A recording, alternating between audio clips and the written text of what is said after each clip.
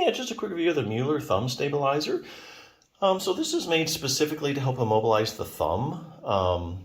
And so here again, if you restrict the thumb and you limit its motion, if you're having problems with your thumb joint, then it's going to give the joint a good chance to rest, recover, and just get not stressed out so much as you're doing things. So a lot of people that are using these are having problems with the lower joint called your carpal metacarpal joint or CMC joint arthritis. So this brace is really good for that because it's a pretty good immobilizer for that joint. So a few particular points about this brace. It does have 3 adjustable straps. So it's got one here, here, and then one around the thumb. So that's good. Because the more straps you have, the more good adjustments you can do to make it fit you just perfectly. And it does fit either the right and the left hand, so keep that in mind. It's you fit right or left. That's kind of a big deal. So if you do have trouble with the base of your thumb, the CMC joint, you have like CMC joint arthritis, there are some other things that you could consider doing other than putting on the brace. I'll just use this book as an example, the Healthy Thumb Handbook.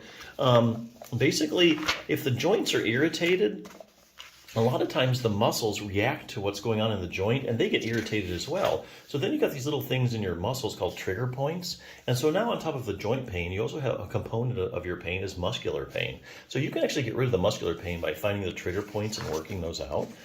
It's not hard to do. Also stretching out some of your thumb, like the web space, is also good if you're having any trouble with your thumb. There's also a thumb distraction technique that you can do in standing. It's real simple to do, but what it does is arthritic joints or joints that are irritated, they just love distraction because basically it's kind of like if you do an inversion table, you know, where you're hanging upside down, it just unloads all the joints in your back. Well, that's what distraction does. Thumb distraction just unloads unloads the joints in the thumb. And so that kind of it's like a vacation for the joint. You know, it takes all the pressure off because it gets the time to rest, recover, and good at getting rid of pain.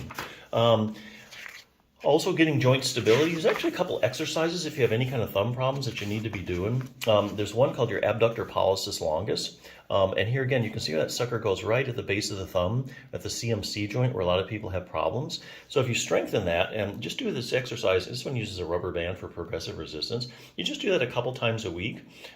Week by week, as your abductor pollicis muscle gets stronger, you get more control over that joint and you get more stability, so things are aggravated less. There's actually another muscle too called your first dorsal interossei muscle that you can exercise. It's the same thing.